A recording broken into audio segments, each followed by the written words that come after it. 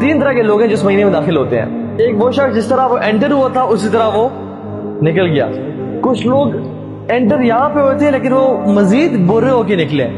कैसे कि रोजे तो रखिए लेकिन सारा सारा दिन सोए रहे, फर्ज नमाजें नहीं पढ़ी, चुगली की, गीबत की, हराम कमाते, रमजान में भी हराम कमाते रहे, तौबा नहीं की।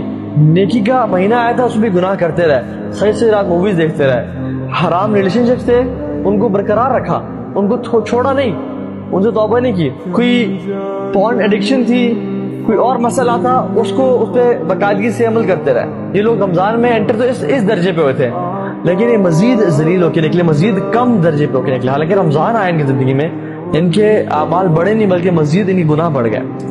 कुछ लोग जिस तरह आए उस तरह निकल गए, बस लवाजमात पूरे किए, कल्चरल टाइप का रमजान गुजारा और फिर चले गए।